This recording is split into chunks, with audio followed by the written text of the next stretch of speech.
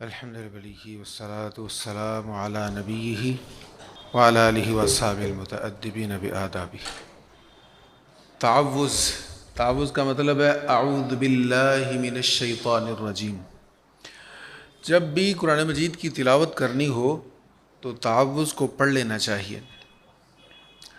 ایک صحابی کہتے ہیں میں نے نبی پاک علیہ الصلوۃ والتسلیم سے عرض کی یا رسول اللہ، میں جب نماز پڑھنے لگتا ہوں یا قرآن پڑھتا ہوں تو میری تلاوت اور نماز کے درمیان شیطان حائل ہو جاتا ہے، یعنی وہ وسوسے ڈالتا ہے، میرا دھیان بٹاتا ہے، مجھے اس طرف جانے نہیں دیتا۔ تو آقا کریم علیہ الصلوۃ والتسلیم نے فرمایا تو پڑھا کر اعوذ باللہ من الشیطان الرجیم، اور بائیں طرف منہ کر کے 3 بار تھوکتے۔ وہ کہتے میں نے جب ایسا ہی کیا تو پھر اس کے بعد مجھے وہ وسوسہ نہیں آیا۔ آقا کریم علیہ السلام نے یہ وسوسہ ڈالنے والے شیطان کا نام بھی بتایا، فرمایا خنزب اس کا نام ہے، تو یہ وسوسے ڈالتا ہے۔ اچھا، یہ جو تعوذ ہے نا، تعوذ سمجھ گئے نا کس کو کہتے ہیں؟ اعوذ باللہ من الشیطان الرجیم، اس کو تعوذ کہتے ہیں۔ اس کی اور بھی بہت ساری برکات ہیں۔ غصے کا بہترین علاج ہے۔ حضرت سلمان فارسی کہتے ہیں 2 بندے آپس میں لڑ رہے تھے، بڑے غصے میں، رگیں پھولی ہوئی ہیں اور بڑی سخت باتیں کہہ رہے تھے، تو حضور علیہ السلام نے مجھے فرمایا ایک کلمہ ہے، اگر یہ کہہ لے تو اس کے دل میں جتنا بھی غیظ و غضب ہے سب دور ہو جائے۔ عرض کی وہ کون سا کلمہ ہے؟ یا حضور نے خود بتایا، فرمایا وہ ہے اعوذ باللہ من الشیطان الرجیم۔ تو اس کی برکت سے غصہ بھی دور ہو جاتا ہے، جب کبھی غصہ آ جائے، طیش ہو تو یہ فائدہ دیتا ہے۔ تعوذ کے بعد تسمیہ ہے، یعنی بسم اللہ شریف، بسم اللہ الرحمن الرحیم، اس کی بڑی برکات ہے۔ سرکار کریم علیہ الصلوۃ والتسلیم نے ہر کام کا آغاز بسم اللہ شریف سے کرنے کا حکم فرمایا۔ بسم اللہ شریف پڑھنے کی برکت سے کام پورا ہو جاتا ہے، اس میں برکت شامل ہو جاتی ہے۔ لیکن یاد رہے کسی بھی ناجائز کام سے پہلے بسم اللہ شریف پڑھنا گناہ ہے۔ دیکھیں نا، جس کام سے اللہ نے منع کیا ہے وہ کام اللہ کا نام لے کر کریں تو یہ تو اللہ کے نام کی توہین ہے نا۔ بلکہ حرام کام سے پہلے اگر کوئی بسم اللہ شریف پڑھے گا تو کفر کی حد تک معاملہ پہنچ جائے گا۔ تو جو بھی جائز کام ہو اس کے آغاز میں بسم اللہ الرحمن الرحیم پڑھ لینا چاہیے۔ سورہ فاتحہ شریف میں اللہ کی حمد و ثنا ہے، اس کی رحمت کا بیان ہے، وہ روز جزا کا مالک ہے، وہ مستحق کے عبادت ہے، واحد مستحق کی عبادت ہے، بس وہی واحد مستحق کی عبادت ہے اور حقیقی مددگار ہے۔ صراط مستقیم کا بیان ہے، اور پھر اس میں ہمیں دعا سکھائی گی کہ دعا یہ مانگو، یا اللہ ہمیں انعام یافتہ لوگوں کے راستے پر چلا، یہ دعا مانگو۔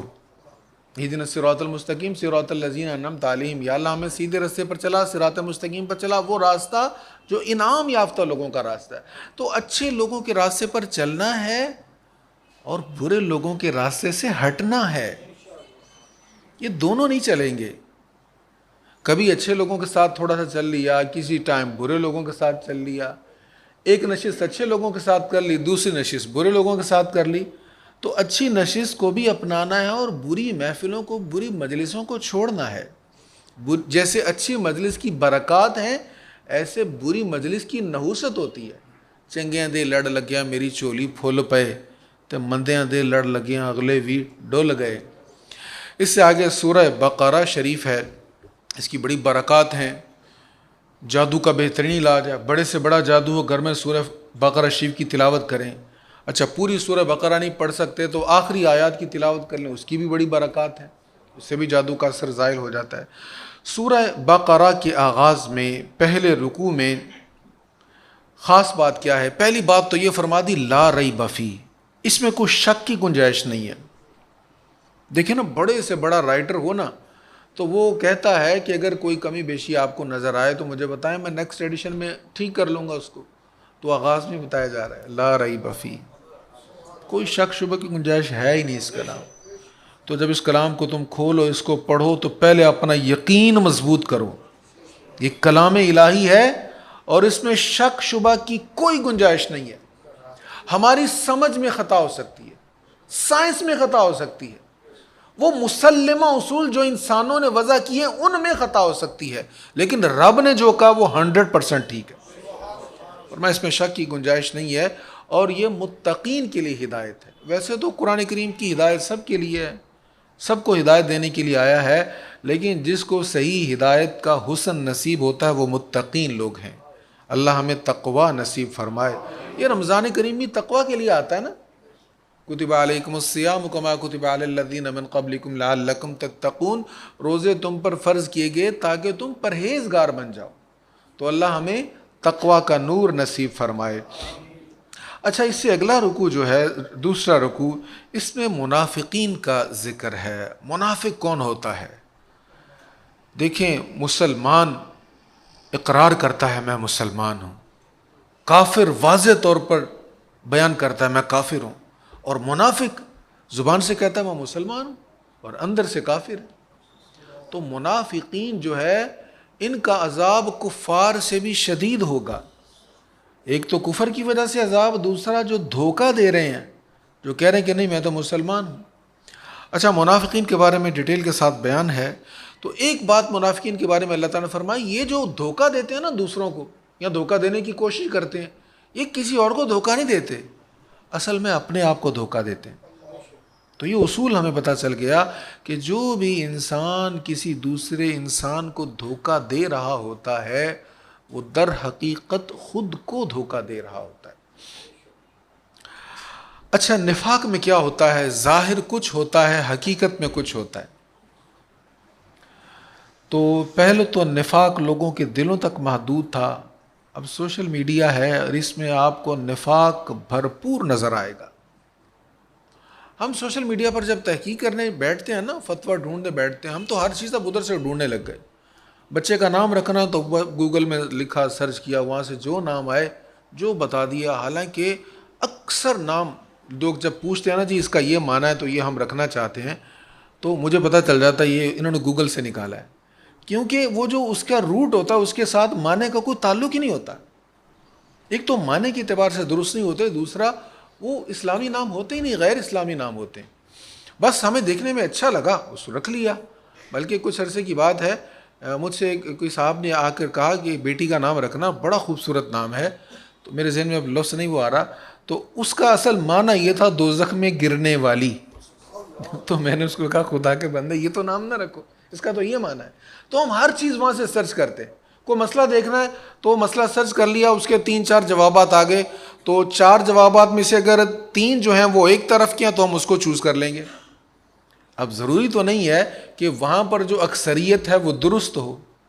اب پچھلے دنوں کی بات ہے، پتہ چلا کہ ایک سیاسی تنظیم نے ہزاروں ورکرز ہائر کیے ہوئے ہیں اپنا جو ان کا میسج ہے اس کو آگے لوگوں تک پہنچانے کے لیے۔ اب ہزاروں لوگ اگر میسج آپ کو ایک دے رہے ہیں تو اس کا مطلب یہ ہے کہ وہ ٹھیک ہے۔ دیکھیں، یہاں تعداد نہیں دیکھی جائے گی، نہیں، یہاں تو اصل دیکھا جائے گا کہ اصل دلیل کس کے پاس کون سی ہے، قرآن مجید کی صحیح دلیل کس کے پاس ہے، یا صحیح حدیث مصطفیٰ سے کس نے دلیل دی ہے۔ تو محض وہاں سے تعداد دے کر ہم نہیں لے سکتے۔ بہت سارے چینلز ایسے ہیں سوشل میڈیا کے، ایسے اپلیکیشنز ہیں جہاں پر پیچھے کام کرنے والے قادیانی ہیں، تو وہ آپ کو بظاہر تو حب رسول کی بات کرتے ہوئے بتائیں گے۔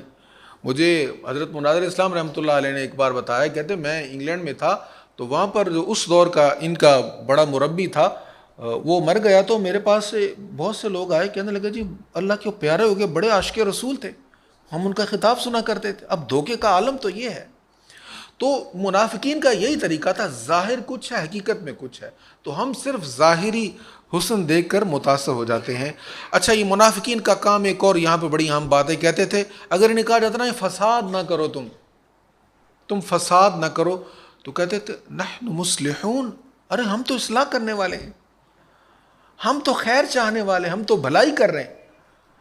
حالانکہ وہ فساد کرنے والے ہوتے تھے، لیکن وہ کہتے کیا تھے، ہم اصلاح کرنے والے۔ میں جب یہ آیت پڑھ رہا تھا تو میرے ذہن میں آیا، عراق میں جب حملہ کیا امریکہ نے اور نیٹو نے، تو انہوں نے کیا کہا کہ یہاں پر ان کے پاس کیمیائی ہتھیار ہیں جس سے پوری دنیا کو خطرہ ہے، ان ہتھیاروں سے پوری دنیا کو خطرہ ہے۔ صدام مرحوم کہتا رہا میرے پاس ایسے نہیں، لیکن ان کا نہیں ہے اس کے پاس۔ حملہ کیا، لاکھوں لوگ مر گئے، اور عراق کے حالات اب بھی جو لوگ جاتے ہیں وہ بتاتے ہیں عراق کے حالات اب بھی ٹھیک نہیں ہیں، لیکن وہ نہ ان کو نہ وہاں پر ہتھیار تھے ان کے پاس، نہ ہتھیار ملے، جس کے پاس کیمیاوی ہتھیار ہوں اس پر ایسے کو حملہ بھی تو نہیں کرتا نا. تو ایٹمی جو پاور ہے اس کی ایک اپنی تاثیر ہوتی ہے.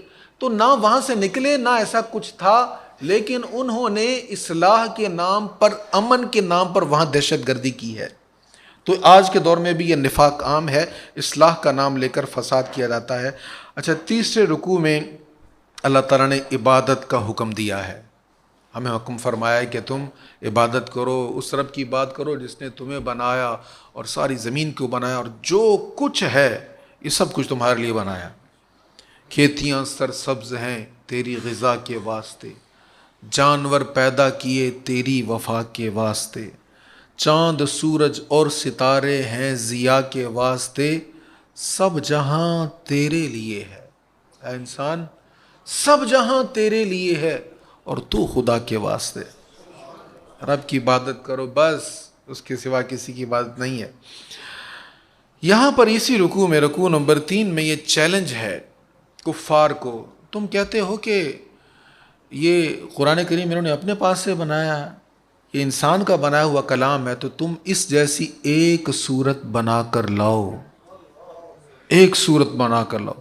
وَادْعُوا شُهَدَاءَكُم مِّن دُونِ اللَّهِ، سارے حمایتیوں کو بلا لو، اللہ کے سوا جتنے تمہارے حمایتی سارے مل کر ایک صورت بناؤ اگر تم سچے ہو.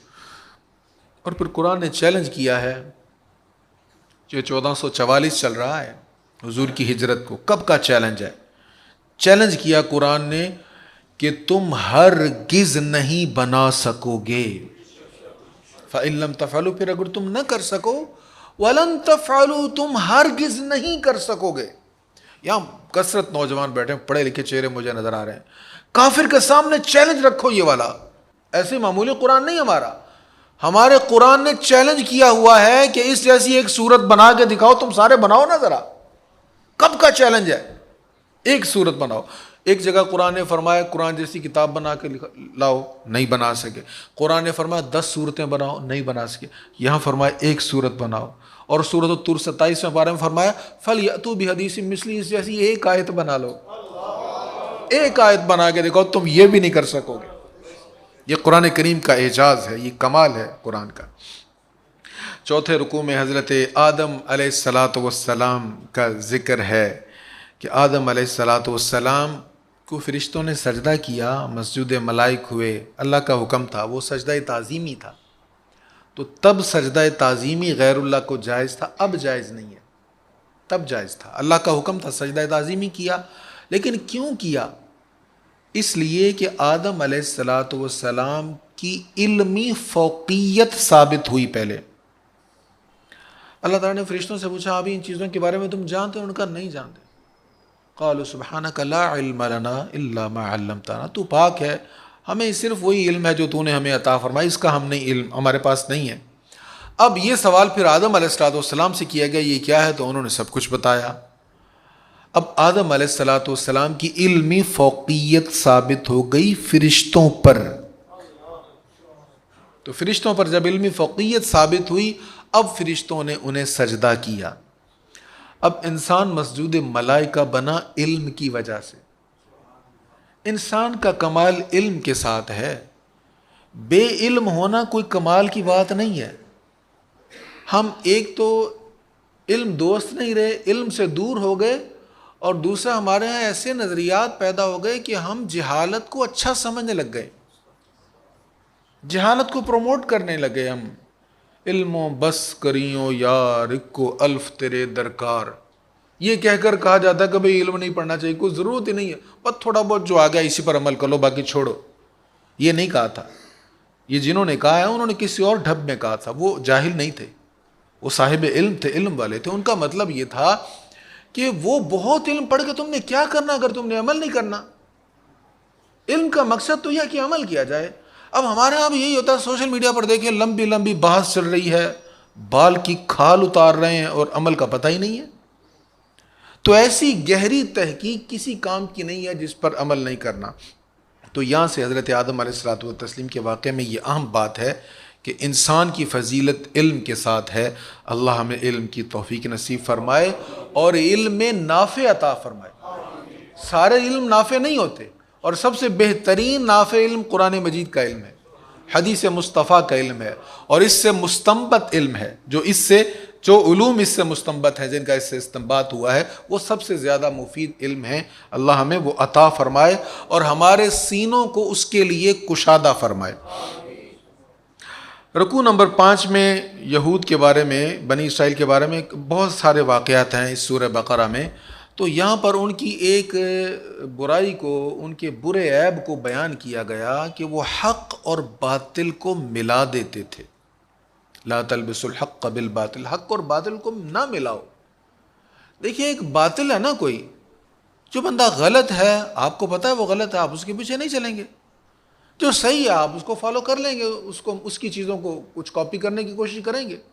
اچھا، جو بندہ ہے غلط لیکن ٹھیک باتیں کرتے کرتے بیچ میں غلط باتیں کرتا ہے، آپ کو پتہ ہی نہیں چلے گا کون سی بات غلط کی ہے۔ یہ جتنے بھی بڑے بڑے فتنے اٹھے ہیں نا، ان میں یہ چیز تھی۔ آپ نہ پڑھیں لیکن میں آپ کو بتا دیتا ہوں، مرزا غلام احمد قادیانی کی جو عربی تحریریں ہوتی تھی، وہ اپنی تحریر میں قرآن کی آیت لکھتا تھا، عام بندے کو پتہ نہیں چلتا تھا کہ کہاں آیت ہے اور کہاں بیچ میں اس نے ایڈیٹنگ کی ہے۔ حق اور باطل جب مکس ہوتا ہے پھر بڑا نقصان ہوتا ہے۔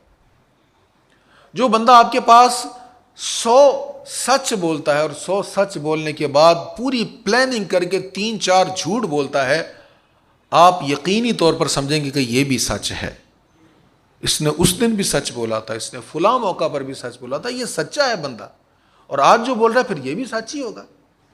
تو حق اور باطل کو مکس کرنا یہ بہت بڑا فریب ہے یہود کا، تو قرآن کریم نے اس کو بیان فرمایا، تو اللہ ہمیں اس سے بچائے۔ اسی رکوع نمبر 5 میں نماز اور زکوٰۃ کا اکٹھا ذکر ہے، تو یہ دونوں فرائض ہیں، ان کا قرآن کریم میں بارہا اکٹھا ذکر ہے، اور یہ بنی اسرائیل کو حکم دیا گیا تھا کہ نماز پڑھو، زکوٰۃ ادا کرو، یعنی نماز اور زکوٰۃ وہ عبادت ہے جو پہلی امتوں میں بھی تھی اور ہمیں بھی یہ نصیب ہوئی ہے۔ رکوع نمبر 6 میں بنی اسرائیل کا یہ جرم بیان ہوا کہ انہوں نے بچھڑے کی پوجا کی۔ حضرت موسیٰ علیہ السلام تشریف لے گئے طور پر، تو جب واپس آئے تو یہ بچھڑے کی پوجا کر رہے تھے۔ انہوں نے بہت شرک کیا، ہزاروں لوگوں نے شرک کیا۔ اب پھر ان کی توبہ بھی قبول ہوئی، انہوں نے توبہ کی، لیکن وہ توبہ کیسے قبول ہوئی، یہ بڑی اہم بات ہے۔ حکم یہ ہوا کہ گھٹنوں کے بل کھڑے ہو جاؤ، سر جھکا لو۔ جنہوں نے شرک کیا تھا سب گھٹنوں کے بل کھڑے ہو گئے ہیں، سروں کو جھکا لیا ہے۔ جنہوں نے شرک نہیں کیا تھا ان کو حکم ہے ان کی گردنیں کاٹو۔ بھائی بھائی کی گردن کاٹ رہے ہیں، بیٹا باپ کی، باپ بیٹے کی، اپنوں کی گردنیں کاٹ رہے ہیں۔ صبح سے لے کر شام تک ان کو قتل کیا، اور وہ خود کو قتل کروا رہے ہیں کہ ہماری بخشش ہو جائے۔ یہ اپنوں کو اپنے ہاتھوں سے مار رہے ہیں کہ ہماری بخشش ہو جائے۔ مفسر نے لکھا 70,000 لوگ قتل ہوئے۔ موسیٰ علیہ السلام رو پڑے، یا اللہ معاف کر دے، ساری قوم ایسے کٹ جائے گی۔ 70,000 لوگوں کو قتل کے بعد اللہ تعالیٰ نے انہیں معاف کیا۔ آج ہمیں یہ کہا گیا، حضور نے فرمایا کہ سچے دل سے توبہ کر لو، سچے دل سے آؤ، در تواب پہ آ جاؤ۔ رب کی رحمت روز آوازیں دے رہی ہے، کون ہے بخشش کا طلبگار، کون ہے مغفرت کا طلبگار، آ جاؤ میں تمہیں معاف کر دوں۔ ہر رات جب پچھلے پہر میں داخل ہوتی، اچھا آج کل بڑا زبردست موقع ہے، رات کا پچھلا پہر ہم سحری کے لیے اٹھتے ہی ہیں، کچھ سوتے ہی نہیں ہیں، کچھ اٹھتے ہیں، تو رات کا پچھلا پہر نکال لیں، رات کو 3 حصوں میں ڈیوائیڈ کر لیں، مغرب سے لے کر فجر تک کا جو ٹائم ہے اس کے 3 حصے کر لیں، اور جو تیسرا حصہ ہے وہ رات کا پچھلا پہر ہو گیا۔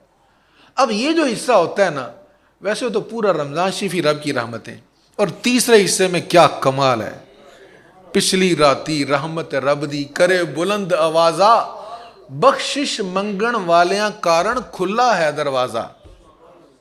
آ جاؤ بخشش مانگ لو، تمہیں معاف کر دیا۔ بڑے سے بڑا جرم ہے، انسان سچے دل سے توبہ کر لے، 2 آنسو اس کی بارگاہ میں پیش کر دے، وہ بڑا کریم ہے، بڑا خوش ہوتا ہے۔ حضور علیہ السلام نے فرمایا، وہ جو بانجھ تھی عورت، وہ جب حاملہ ہو جائے، اولاد والی ہو جائے تو کتنی خوش ہوگی، اس سے زیادہ رب اپنے بندے کی توبہ پر خوش ہو جاتا ہے۔ تو ان کا ذکر ہے کہ انہوں نے ان کی توبہ کیسے قبول ہوئی، اور پھر اس میں سبق ہے ہمارے لیے کہ حضور کے غلاموں خوش ہو جاؤ، تم پر اللہ کی کتنی رحمت ہے، سچے دل سے توبہ کر لو، وہ معاف فرما دے گا۔ اب رکوع نمبر 7 میں یہ ذکر ہے کہ جب قوم پیاسی ہوئی تو پھر اللہ کے حکم سے موسیٰ علیہ الصلوۃ والسلام نے وہ اپنا عصا جو تھا نا وہ پتھر پہ مارا تو اس میں سے 12 چشمے پھوٹ پڑے، 12 چشمے پھوٹ پڑے اور ان لوگوں نے اپنی پیاس بجھا لی۔ اور میں یہ جب بیان کرتا ہوں تو میں وہ حدیث بخاری کی ضرور بیان کرتا ہوں۔ حضرت جابر کہتے ہیں حضور کے ساتھ تھے نا سفر پر، تو پانی ختم ہو گیا، تو میرے آقا کریم علیہ الصلوۃ والتسلیم نے اپنا ہاتھ مبارک وہ پیالے میں رکھ دیا، حضور کی انگلیوں سے پانی جاری ہو گیا، انگلیوں سے جب پانی جاری ہے کہتے ہیں سارا لشکر سیراب ہو گیا، پانی ختم نہیں ہوا۔ انگلیاں ہیں فیض پر ٹوٹے ہیں پیاسے جھوم کر، ندیاں پنجاب رحمت کی ہیں جاری واہ واہ۔ حضرت جابر سے پوچھا کتنے لوگ تھے؟ کہنے لگے تھے تو 1500 پر پانی اتنا تھا 1,00,000 بھی ہوتے تو ختم نہ ہوتا۔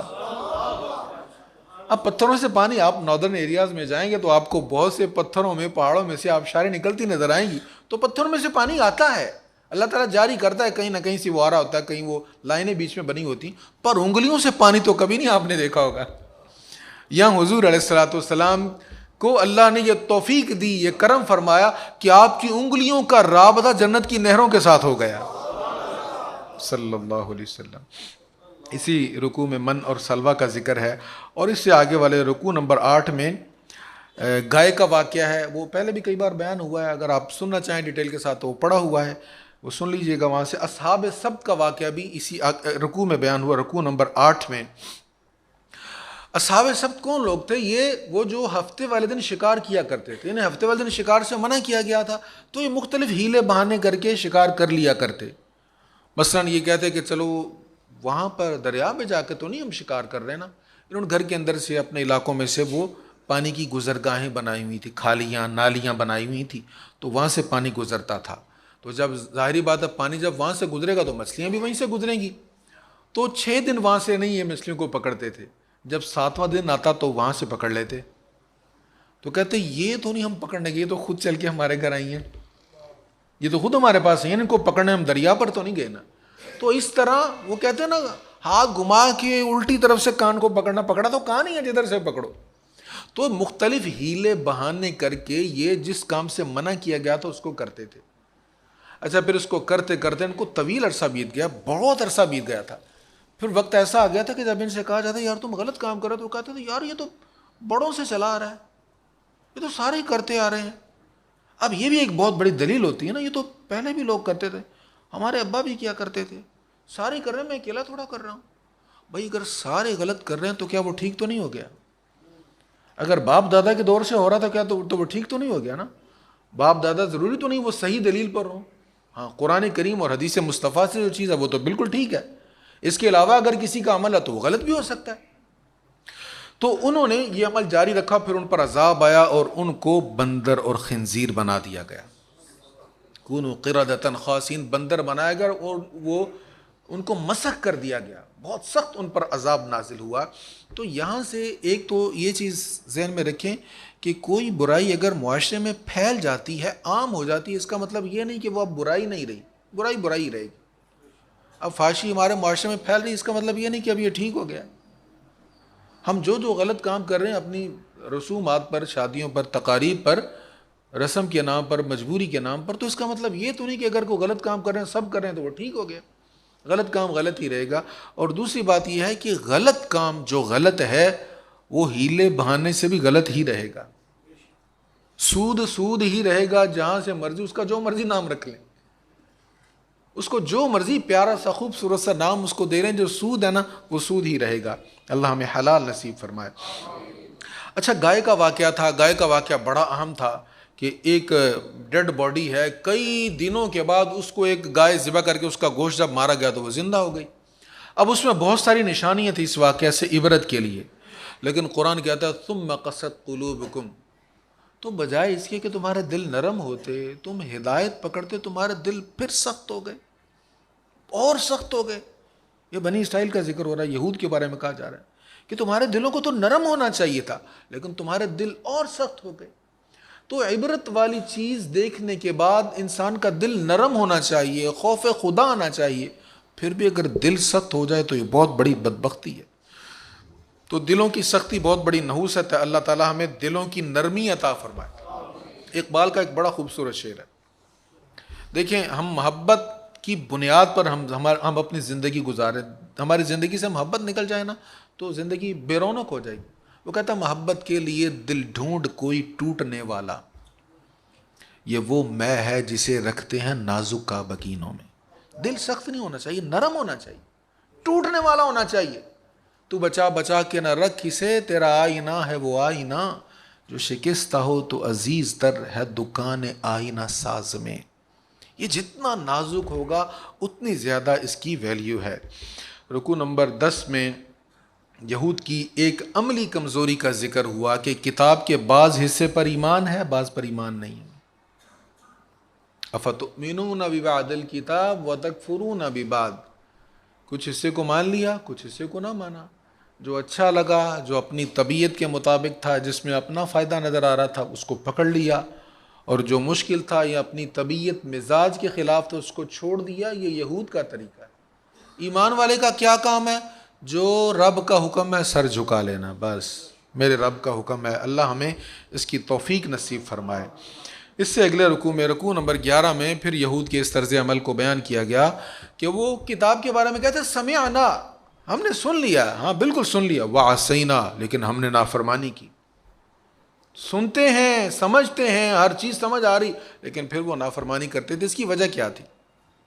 اس کی وجہ اسی رکوع میں بیان ہوئی کہ اصل میں وہ جو بچڑے کی پوجا کی تھی نا انہوں نے، اس بچڑے کی محبت ان کے دل میں بس گئی تھی، رچ بس گئی تھی.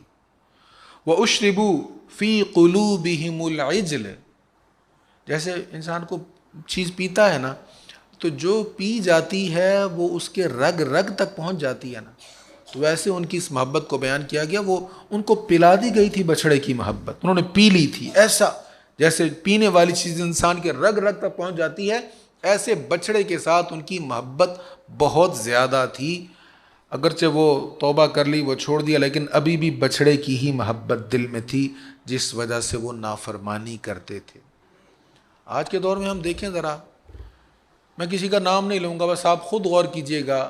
ہم جس کو فالو کر رہے ہیں ہمیں بتایا جاتا ہے یار اس میں یہ غلطی ہے، یہ چور ہے، یہ ڈاکو ہے، یہ شرابی ہے، یہ زانی ہے، یہ شادی شدہ بدکار ہے. ہمیں سب پتہ ہوتا ہے، لیکن پھر بھی ہم اسی کے نعرے لگاتے ہیں. ہم کہتے ہیں جناب قدم بڑھائیں، جہاں آپ کا پسینہ گرے گا وہاں ہمارا خون گرے گا. تیار ہو جاتے ہیں نا ہم اس کے لیے. کیوں؟ اس لیے کہ ہمارے دلوں میں وہ اندھی محبت پڑ گئی ہوتی ہے. تو ایسی محبت کہ جس محبت پر سب کچھ قربان کرنا، یہ تو اللہ کے ساتھ ہونی چاہیے. اللہ کے ساتھ ایسی محبت ہونی چاہیے یا اللہ کے پیاروں کے ساتھ ہونی چاہیے. نبی مکرم جان دو عالم صلی اللہ تعالیٰ علیہ وآلہ وسلم کے ساتھ ایسی محبت ہونی چاہیے. اگر کسی غلط شخص کی محبت آپ کے دل میں ہوگی تو پھر یقینی بات ہے کہ اس غلط کے پیچھے لگ کر ہم بھی غلطی کی طرف شامل ہو جائیں گے.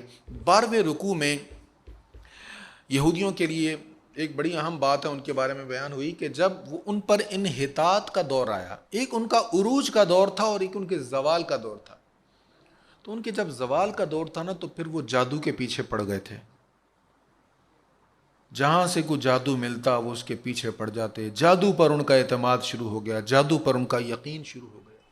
تو یہ زوال اور انحطاط کی علامت ہوتی ہے کہ انسان جادو میں پناہ ڈھونڈنا شروع کر دے. تو جادو کے پیچھے نہیں پڑنا چاہیے، اور زیادہ یہ فکر میں بھی نہیں رہنا چاہیے کہ مجھ پر پتہ نہیں کسی نے جادو کر دیا ہے.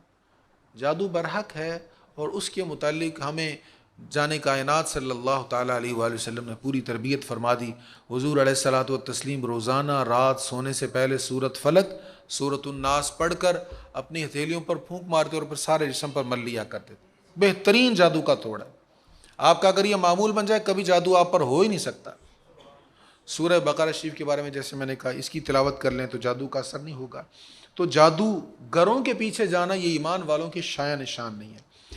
اس سے اگلے رکوع میں، رکوع نمبر 13 میں، یہودیوں کی ایک بہت بڑی بدنصیبی اور ان کی بہت بڑی جسارت کا ذکر کہ وہ جب نبی پاک علیہ الصلاۃ والسلام کے پاس آتے تو بے ادبی کرنے کی کوشش کرتے.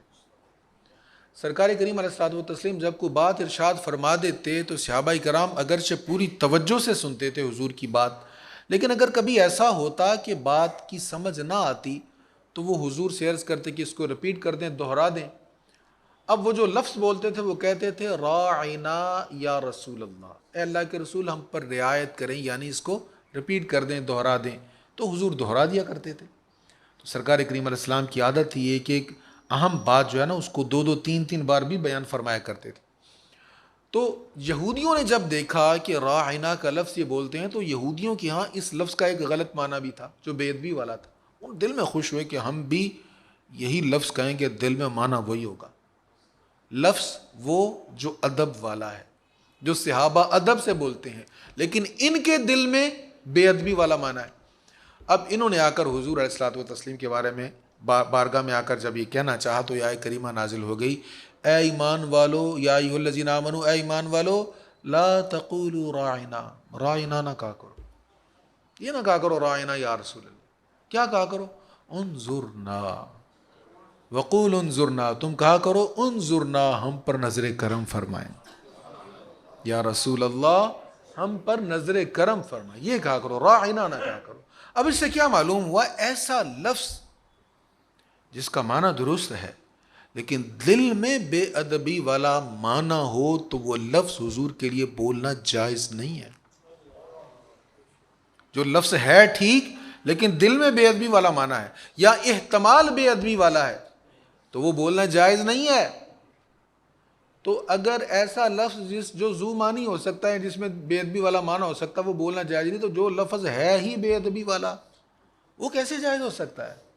اس لیے بارگاہ رسالت کا معاملہ بڑا نازک ہے، یہاں بڑے ادب سے سلیقہ سے گفتگو کرنی چاہیے۔ اللہ ہمیں توفیق عطا فرمائے۔ اسی رکوع میں یہ بھی حکم ہوا تھا کہ جو آگے بھیجو گے وہ وہاں تمہارے لیے ہوگا۔ آج دنیا میں موقع ہے، کچھ بھیج لو آگے، آج تھکا لو خود کو، ٹانگیں تھک رہی ہیں، پاؤں دکھ رہے ہیں، دکھا لو آج، تاکہ کل اللہ کے حضور جب حاضر ہو تو دکھتی ہوئی ٹانگیں بتائیں یا اللہ اس نے ہمیں دکھایا تھا تیری رضا کے لیے، تیرے قرآن کے لیے۔ آج ہم وقت نکال سکتے ہیں، کھڑے ہو سکتے ہیں، کسی کو زیادہ تکلیف ہو تو بیٹھ کر بھی تراویح پڑھ لیتے ہیں، نماز پڑھ لیتے ہیں۔ تو آج ہم خود پر مشقت کر سکتے ہیں۔ اچھا، جتنی زیادہ جس عبادت میں مشقت ہوگی اتنا زیادہ اس کا ریٹ ہوگا، اتنی زیادہ اس کی ویلیو ہوگی۔ تو آج موقع اللہ نے ہمیں دیا ہوا ہے، تو یہاں یہ فرمایا کہ جو آگے بھیجو گے وہاں تمہیں وہ ملے گا، اس کا اجر ملے گا۔ اور اس سے اگلے رکوع میں فرمایا کہ یہود و نصارہ تم سے کبھی راضی نہیں ہوں گے۔ وَلَن تَرْضَىٰ عَنْكَ الْيَهُودُ وَلَا النَّصَارَىٰ، یہ لام نون جب مضارع پر آتا ہے تو نفی تاکید کا معنی ہوتا ہے کہ کبھی بھی ایسے نہیں ہوگا کہ یہ تم سے راضی ہو جائیں، یہ تم سے راضی نہیں ہوں گے۔ لہٰذا انہیں راضی نہ کرو، رب کو راضی کرو۔ رب کو راضی کرنا بڑا آسان ہے، رب راضی ہوگا تو سارے معاملات سیدھے ہو جائیں گے۔ رکوع نمبر 15 میں حضرت ابراہیم علیہ الصلوۃ والتسلیم کا ذکر ہے۔ حضرت ابراہیم علیہ الصلوۃ والسلام نے، حضرت اسماعیل علیہ الصلوۃ والسلام نے کعبہ شریف کی تعمیر کی۔ تعمیر کعبہ ہوئی، اللہ کے حکم سے ہوئی۔ اللہ نے کہا تھا نا آپ کعبہ بنائیں، یہ بلڈنگ بنائیں، یہ روم بنائیں، تو اللہ کے حکم سے وہ کام کر رہے ہیں۔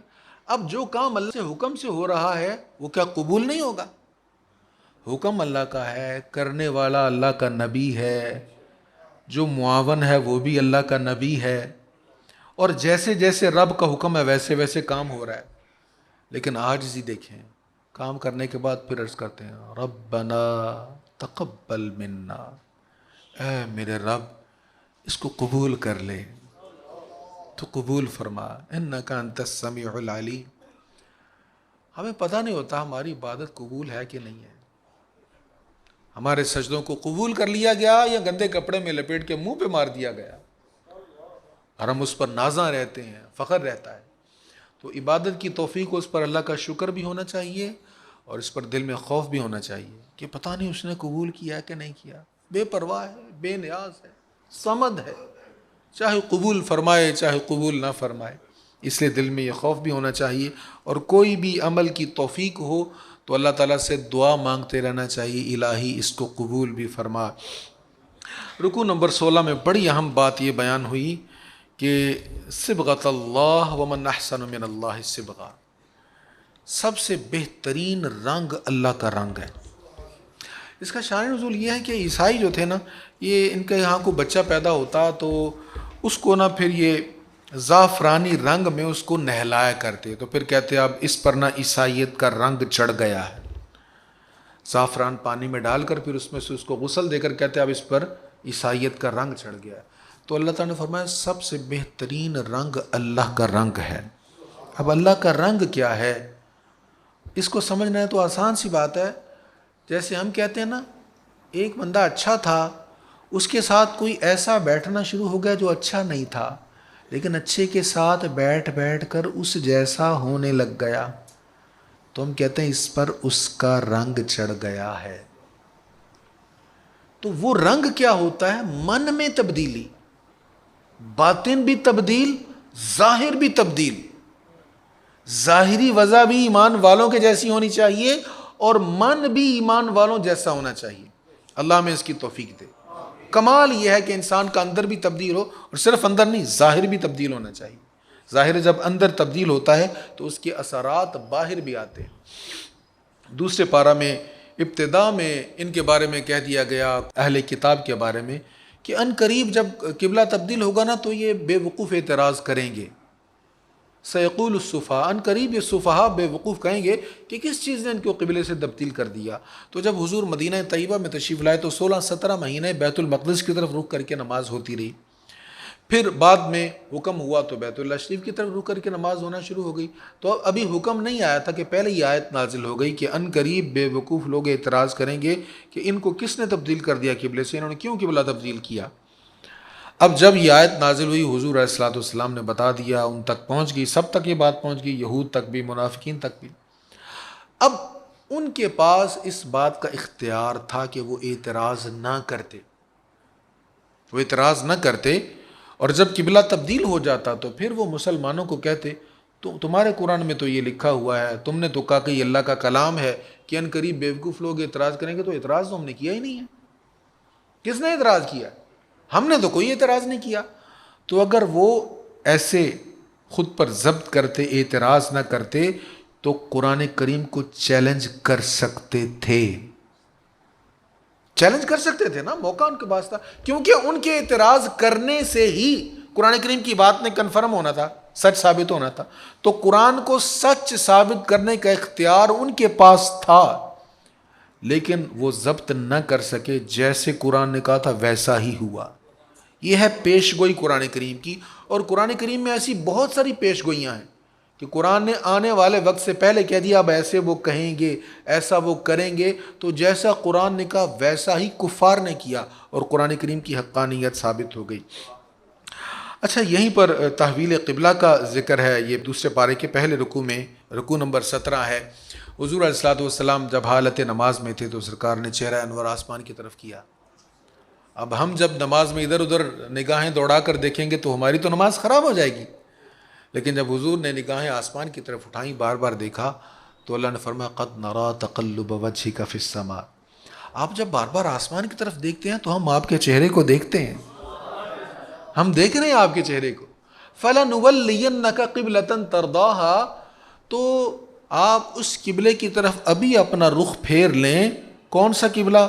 یہ بھی کہا جا سکتا تھا جو مکہ شریف میں ہے، جس کو ابراہیم علیہ السلام نے بنایا، اس طرف ابھی اپنا رخ پھیر لیں۔ تو یہ نہیں کہا کہ مکہ کی طرف رخ پھیر لیں، حضرت ابراہیم علیہ السلام کے بنائے ہوئے قبلے کی طرف رخ پھیر لیں، بلکہ فرمایا اس قبلے کی طرف رخ پھیریں جس پر آپ راضی ہیں۔ قبلتاً ترضاہا، ترضا، کوئی مبالغہ نہیں کر رہا خدا کی قسم۔ ترضاہا، اس میں وہی روٹ ہے جو ہم کہتے ہیں راضی ہو نا، ہم راضی کہتے ہیں نا، را ضاد یا، اس میں روٹ ہے، را ضاد یا، ضاد کو ہم اردو میں ضاد کہتے ہیں، تو اسی سے ہم راضی کہتے ہیں، اسی سے ہم مرضی کہتے ہیں، وہی لفظ اللہ فرما رہا ترضاہا، جس پر آپ راضی، سونیا جیویں تو خوش۔ فَلَنُوَلِّيَنَّكَ قِبْلَةً تَرْضَاهَا، سبحان اللہ۔ اس سے اگلے رکوع میں ذکر اور شکر کا حکم ہے، فَاذْكُرُونِي أَذْكُرْكُمْ۔ کتنا پیارا ارشاد، اللہ فرماتا ہے تم میرا ذکر کرو، میں تمہارا ذکر کروں گا۔ ہم تو اللہ کے بندے ہیں، وہ جو چاہے ہمیں حکم فرمائے، لیکن اگر وہ کہتا کہ تم میرا ذکر کرو، بس اتنا ہی کافی تھا، اس کا حکم ہم پر لازم تھا، ہم مانتے، لیکن اس کی محبت دیکھیں، اس کی بخشش، اس کی کرم نوازی دیکھیں. وہ کہہ رہے تم میرا ذکر کرو میں تمہارا ذکر کروں گا. وَاشْكُرُوا لِي وَلَا تَكْفُرُونَ، میرا شکر کرو اور ناشکری نہ کرو. اس سے آگے صبر کی تلقین ہے. رکوع نمبر 19 میں صبر کا حکم ہے، شعائر اللہ کی تعظیم کا حکم ہے. ان الصفا والمروۃ من شعائر اللہ، صفا اور مروہ اللہ کی نشانیوں میں سے. تو صفا اور مروہ پر 2 بت تھے، مشرکین ان کی پوجا کرتے تھے. بعد میں ان بتوں کو مسلمانوں نے توڑ دیا، مکہ فتح ہو گیا تو ان بتوں کو بھی توڑ دیا گیا. اب چونکہ ان 2 پہاڑیوں پر بتوں کی وجہ سے مشرکین جاتے تھے، تو مسلمانوں کے دل میں یہ خیال تھا کہ یہ تو بتوں والی جگہ ہے، تو ہمیں یہاں پر جانا چاہیے کہ نہیں. تو دل میں تھوڑا سا تنگی تھی صفا مروہ پر جانے کے لیے. تو اللہ نے فرمایا نہیں نہیں، وہ جو گند تھا وہ صاف ہو گیا ہے، یہ اللہ کی نشانیوں میں سے. تو ان پہاڑوں کی تعظیم میں کوئی فرق نہیں ہے، وہ بتوں کو توڑ دیا گیا. تو اس سے معلوم کیا ہوا، مسجد میں اگر کہیں کوئی خرابی ہو تو خرابی کو دور کریں گے. حرم شریف میں جا کے اگر کوئی خدا نخواستہ جیب کاٹتا ہے تو اس میں حرم کی تو کوئی کمی نہیں ہے نا، وہ جیب کترے کا قصور ہے، اس کو نکالیں گے. وہاں کوئی معاذ اللہ غلط کام کرتا ہے تو غلط کام کرنے والے کا قصور ہے. حرم کی پاکیزگی میں کوئی فرق نہیں. مسجد میں خدا نخواستہ دہشت گردی کے واقعات سننے میں آتے ہیں، تو اس طرح کا اگر کوئی معاملہ ہوتا ہے اس کا مطلب وہ غلط ہے جس نے کیا، اس غلطی کو وہاں سے نکالیں گے. ایسے ہی وہ مزارات جہاں پر اولیاء کرام مدفون ہیں، اگر وہاں پر کوئی جاہل کوئی بے دین آ کر غلط کام کرتا ہے تو اس کو کان سے پکڑ کے نکالیں گے. اللہ کے ولی کی تعظیم میں کوئی فرق نہیں ہے. تو یہاں سے اصول ہمیں یہ معلوم ہو رہا ہے کہ جو غلط چیز ہے اس کو وہاں سے نکال دینا چاہیے.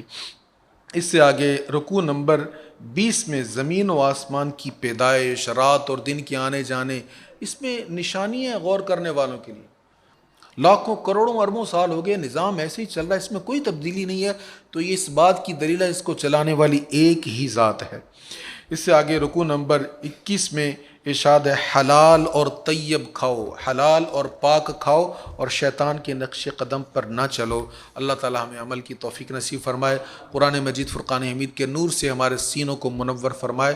وآخر دعوانا الحمدللہ رب العالمین.